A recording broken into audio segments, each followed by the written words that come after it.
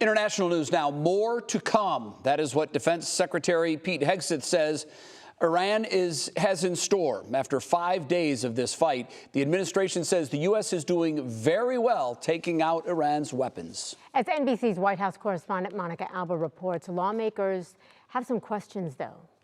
5 days into the war with Iran, and Defense Secretary Pete Hegseth says America is winning decisively. The mission is laser focused. Obliterate Iran's missiles and drones and facilities that produce them, annihilate its navy and critical security infrastructure, and sever their pathway to nuclear weapons. He praised the attack on an Iranian warship in the Indian Ocean, torpedoed by a U.S. submarine.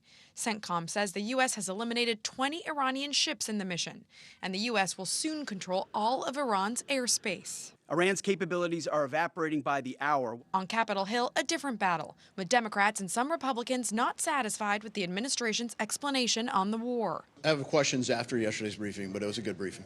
Both chambers considering a war powers resolution. The Senate expected to vote on it today, forcing President Trump to get congressional authority before going to war. Under our Constitution, only one entity can declare war, and that is Congress.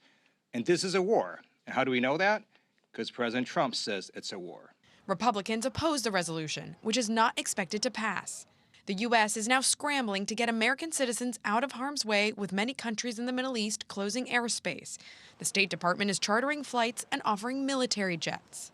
We've also opened up space available seats as C-17s and other airplanes come in to try to help folks get out. For many still stranded, trying to leave is a struggle. When I get to the airport, the police was there yelling and screaming people. And, I say, hey, I am American. I pull up my passport. I am a U.S. citizen. I need to head home. They say, go back to your hotel. We'll update you. I don't feel the government is really doing enough for everybody stuck in the Middle East. The war also hitting Americans' wallets.